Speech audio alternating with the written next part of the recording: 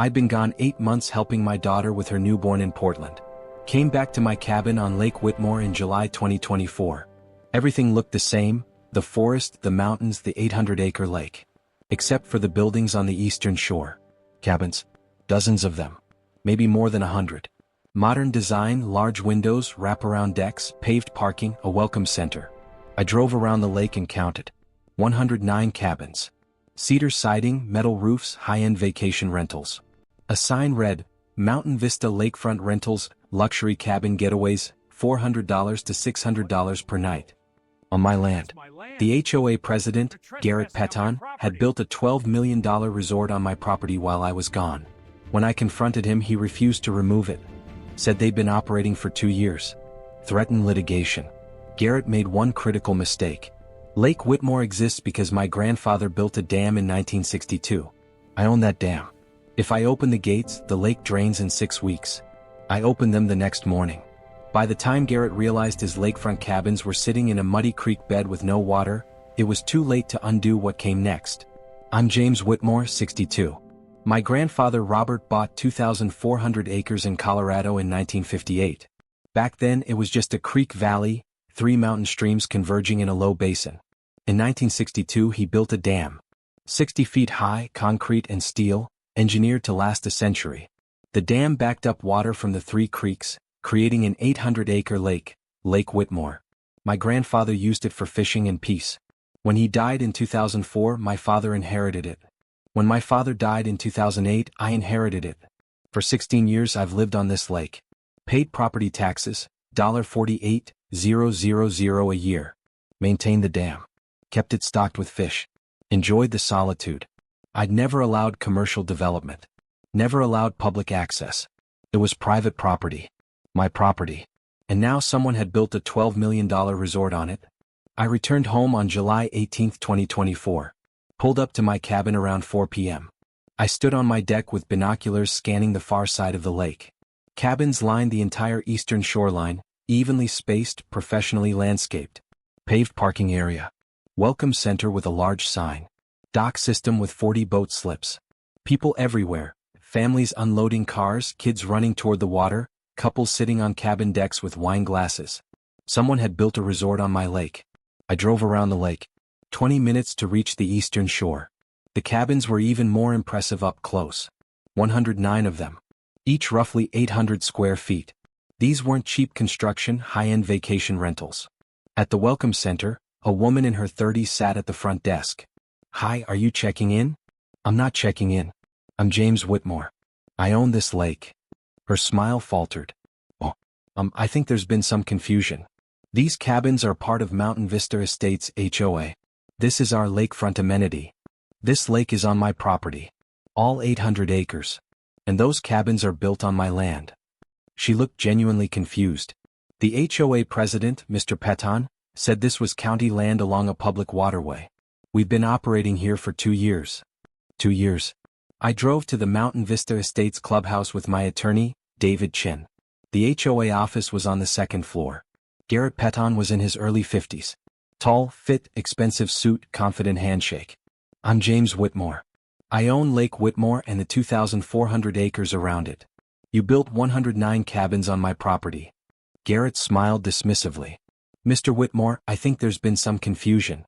The lake is a public waterway. The shoreline where we built the cabins is undeveloped county land. We checked the records. David leaned forward. I'm David Chin, Mr. Whitmore's attorney. The lake exists because of a dam Mr. Whitmore's family built in 1962. The shoreline is part of his deeded property. We have surveys, tax records, and water rights documentation. Your cabins are built on his land. Garrett's smile didn't fade. We researched water rights extensively. Lakes over 500 acres in Colorado are considered public recreational resources. The fact that his grandfather built a dam doesn't grant him exclusive ownership. I kept my voice calm. The lake exists because of my dam. Without the dam, this area is a shallow creek valley. The water is here because I maintain the dam and keep the gates closed. And the land where your cabins are built is deeded to me. I pay property taxes on it. Garrett leaned back. Mr. Whitmore, we spent $12 million building those cabins. We have county construction permits. We've been operating legally for 2 years. We generate $8 million a year in revenue. This is a significant investment, and we're not going to tear it down because you showed up with a survey. David's voice sharpened. Mr. Peton, your investment doesn't change the fact that you're trespassing. My client owns the land. Your cabins need to be removed. Garrett laughed. Removed? We're not removing anything. We've been operating here for 2 years. That establishes adverse possession. The cabins stay. I looked at him. Adverse possession in Colorado requires 18 years of continuous use. You've been here 2 years. You don't have a claim. Garrett's smile finally faded. Then we'll litigate. We have deep pockets, Mr. Whitmore. The HOA has 240 homeowners paying dues. If you want to fight this, we'll fight. That night I sat on my deck and thought about the dam. I'd grown up around that dam. My grandfather taught me how it worked. When I became a civil engineer, I specialized in dam design and water management. I'd worked on projects across the western U.S. for 35 years. I knew dams. I knew water systems. I knew exactly how Lake Whitmore functioned. The lake existed because the dam gates were closed. If I opened the gates, the water would drain. In 4 to 6 weeks, the lake would be mostly empty, just shallow creek beds running through a muddy valley. The 109 cabins would be sitting 15 to 20 feet above the water line. No lake. No lakefront. No business. I called Martin Cross, a colleague from my engineering days. Martin, if I opened the dam gates fully, how long would it take to drain the lake? There was a pause. Hypothetically. In midsummer, with all 3 creeks at normal flow, full gate opening would drain about 80% of the lake in 4 to 6 weeks. You'd be left with creek beds and shallow pools. Why? The cabins are built on what they think is lakefront property. If I remove the lake, they're sitting in a muddy valley. Martin laughed. That's brilliant. Harsh but brilliant. Structurally, there's no problem. The dam was designed with full drainage capacity for maintenance. You have every legal right to drain for dam maintenance. It's your dam. I walked down to the dam that evening. 10-minute walk from my cabin down a steep trail to the southern end of the lake. I unlocked the control house and stepped inside. The main gate wheel was in the center of the room. A large steel wheel connected to gears and cables that controlled the 3 main gates at the base of the dam. I put my hand on the wheel and thought about Garrett Peton. He'd built 109 cabins on my land. He'd dismissed my ownership. He'd threatened to litigate and drag me through years of court battles. But Garrett had made one critical mistake. He'd built his entire business on a lake that existed because I chose to keep the dam gates closed. I could remove his lakefront anytime I wanted. I called David. I've made a decision. I'm not going to sue. Not yet. What are you going to do? I'm going to drain the lake. I opened the dam gates at 6 a.m. on August 1, 2024. I turned the main gate wheel counterclockwise until the indicator showed the gates were fully open. Maximum drainage position. Through the control house window, I could see water starting to flow through the spillways at the base of the dam. Steady, continuous, unstoppable. I called the Douglas County Water Management Office. This is James Whitmore. I'm calling to notify you that I'm conducting maintenance on Whitmore Dam. The gates will be fully open for approximately 12 to 18 months while I conduct structural inspections. Do you need an inspection permit? No, this is routine maintenance on private property. That was it. No objections, no questions. Because it was my dam, my property, my decision. For the first 3 days, everything was quiet. Guests continued checking in. Nobody noticed the water level dropping. On day 4, I drove to the eastern shore. The docks were starting to show it, visible gaps between the dock platforms and the water line. Maybe a foot. By day 7, the change was undeniable. The docks were 3 feet above the water line. Boats couldn't launch. The beach area had expanded by 20 feet. Guests were gathered outside the welcome center. Why is the lake draining? We paid $500 a night for lakefront access. There's no lake. That afternoon my phone rang. Garrett Peton. The lake is draining. What do you know about this? I opened the gates. Dam maintenance. Long silence. You open the gates? You're draining the lake. That's correct. I'm conducting a full structural inspection. It requires complete drainage. The process will take 12 to 18 months. 12 to 18 months?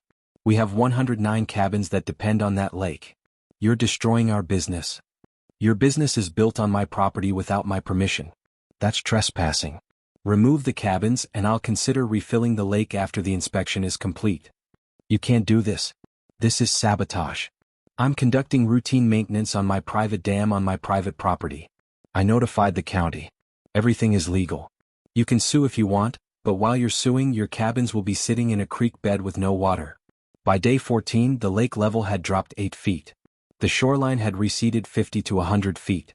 The docks were completely high and dry. The beach areas were unrecognizable. There were no guests. The parking lot was empty. A sign on the Welcome Center door read, "Temporarily closed for maintenance." On August 18th, Garrett showed up at my cabin. Face red, furious. "What did you do?" "I told you. Dam maintenance. You're weaponizing your dam to destroy our business." "I'm exercising my legal right to drain my lake for structural inspection. The fact that you built 109 cabins on my property and marketed them as lakefront is your problem, not mine. We've lost $400,000 in bookings. You're deliberately sabotaging us. I warned you. I told you the cabins were on my property. You refused to remove them. You threatened to litigate. So I'm removing the lake instead. You can't keep the lake drained forever." "Actually, I can. It's my dam, my property. I can operate it however I want." Garrett stared at me, breathing hard. "I'm suing you. My attorney is drafting a complaint right now. We're seeking an injunction to force you to refill the lake and $40 million in damages." "Go ahead. But while you're suing me, your cabins are sitting in a creek valley with no lake. How much revenue are you losing per day? 20,000? 30,000? By the end of August, 4 weeks after I'd opened the gates, the lake was barely recognizable. The water level had dropped 20 feet. The 800-acre lake was now maybe 200 acres of shallow pools connected by creek channels. The eastern shore was completely dry, just mud, rocks, and creek beds. The cabins were 15 to 20 feet above the nearest water. No boats, no swimming, no fishing, no lakefront. Just 109 expensive cabins sitting in a dried-up lake bed. I took aerial footage with my drone. It was dramatic. The cabins perfectly arranged in rows, surrounded by nothing but mud and empty shoreline. A $12 million ghost town. On September 3rd, David called. Garrett's attorney filed the lawsuit. They're seeking an injunction to force you to close the dam gates and $40 million in damages. Can they win? Not a chance. You own the dam. You have the right to conduct maintenance. Their cabins are built on your property without permission. The judge isn't going to force you to refill the lake to support their illegal business. The injunction hearing took place on September 20th. Garrett's attorneys argued I was acting in bad faith. Judge Margaret Carlson listened to both sides. Then she issued her ruling. Mr. Whitmore owns the dam and the surrounding property. He has the legal right to operate the dam as he sees fit for maintenance purposes.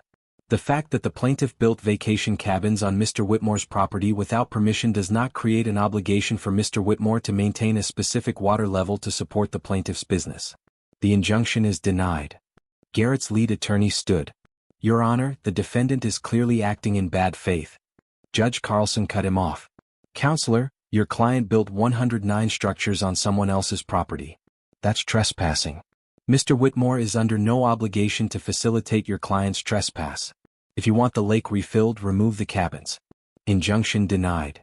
By October, the situation had reached a breaking point. The cabins sat empty. Garrett's $40 million lawsuit was moving forward slowly. My countersuit for $2.5 million in damages was filed. The cabin owners' class action lawsuit against the HOA was gaining momentum. 73 of the 109 owners joined, seeking $14 million in refunds. The HOA's financial picture was catastrophic. They owed me $2.5 million. They faced $14 million in cabin owner demands. They had zero revenue. Total liability, $20 to $25 million. The HOA's annual budget was $2.8 million. There was no way they could pay. On December 18th, Garrett resigned as HOA president. On December 22nd, the HOA filed for bankruptcy. On December 30th, Garrett's attorney called with a settlement offer. David told me, "They're offering to remove all the cabins and pay you $1.5 million if you agree to refill the lake once the cabins are gone. Counter at $3 million. Full removal, full cleanup, and they pay for an independent environmental inspection." 3 days later they accepted. The trial for Garrett's $40 million lawsuit took place in November. It lasted 4 days. Garrett testified about his research and investment. David cross-examined him mercilessly. "Did you ever contact James Whitmore before building the cabins?" "No." "Did you conduct a title search on the land?" "We relied on county records." So you spent $12 million without verifying who owned the land? We believed the research was sufficient. David pulled out my property survey. This clearly shows Mr. Whitmore's property extending 200 feet past the shoreline, exactly where your cabins are built. This survey is publicly available. Did you review it? I don't recall seeing that specific survey. On day 3 I testified. Garrett's attorney tried to paint me as vindictive. Isn't it true you drained the lake only after discovering the cabins? The timing is coincidental. I'd been planning a full inspection. So you drained the lake to force the HOA to remove the cabins? I drained the lake to conduct dam maintenance. The fact that it makes the cabins worthless is a side effect. Judge Carlson took 2 weeks to issue her ruling. On December 3, 2024, the decision came down. The court finds in favor of the defendant, James Whitmore, on all counts. The written opinion was clear. The plaintiff's cabins are built on property owned by the defendant without permission. This constitutes trespassing. The plaintiff cannot build a commercial enterprise on stolen land and then demand that the rightful owner maintain conditions favorable to that enterprise. The plaintiff's request for $40 million in damages is denied. The defendant's countersuit is granted. The plaintiff is ordered to remove all 109 cabins within 120 days and pay the defendant $2.5 million in damages. The settlement was signed on January 8, 2025. $3 million. Full removal. Complete site restoration. The first payment, $1.5 million, arrived in my account on February 4. Cabin removal began on February 10. A demolition company with excavators, bulldozers, and dump trucks started tearing down the structures. The demolition continued for 4 months. By May 6, 2025, the final cabin was demolished. All 109 cabins, $12 million in structures, demolished and hauled to landfills. On May 12, David called. The HOA just transferred the final $1.5 million. You're paid in full. $3 million total. On May 15, I walked down to the dam control house. The gates had been fully open for 9 months. I put my hand on the gate wheel and turned it clockwise. After 20 rotations, the indicator showed the gates were fully closed. The refill had begun. My engineer friend Martin called. How long to refill? 6 to 8 months. You'll have a full lake by November or December. By June, the water level had risen 20 feet. By August, the lake was halfway refilled. By October, it was 80% restored. And by December 1, 2025, Lake Whitmore was back. 800 acres. 60 feet deep at the dam. Crystal clear water. It was December 15, 2025. I was fishing in the exact spot where cabin number 47 used to stand. The eastern shore was pristine. Native grasses had grown in thick. Wildflowers dotted the hillside. You'd never know there had been a $12 million resort there. A neighbor, Mike Henderson, pulled his boat alongside mine. Was it worth it? He asked. Draining the whole lake, all the lawsuits, all the drama? I reeled in my line. They built 109 cabins on my land, Mike. Made millions for 3 years using my property. When I confronted them, they laughed at me. Threatened to tie me up in court for years. So you removed the lake. I operated my dam the way I'm legally allowed to operate it. Without the lake, their lakefront cabins became worthless. It ended the situation in 9 months instead of 3 years of litigation. Mike was quiet. Then he laughed. When you put it that way, yeah, it was worth it. Damn right it was. Garrett Peton declared personal bankruptcy in August 2025. Lost his house, his cars, his investments. The cabin owners sued him for fraud, 73 separate lawsuits. Last I heard, he moved to Nevada working for someone else's real estate company. Mountain Vista Estates HOA restructured after bankruptcy, but it cost every homeowner $8,000 in special assessments. Many sold their houses and left. The 109 cabin owners lost their investments, over $14 million collectively. Life savings, retirement funds, gone. They were victims of Garrett's fraud, but they bought property without doing title searches, without verifying ownership. That's on them. I paid $3 million in legal fees over the course of the battle. But I received $3 million in settlement payments. Net zero on the financials. Except I also kept my property, removed 109 trespassing structures, and sent a clear message. You don't build on James Whitmore's land without permission. As I sat in my boat watching the sunset, I thought about the past 18 months. I drained an 800-acre lake. Demolished a $12 million resort. Bankrupted an HOA. All without breaking a single law.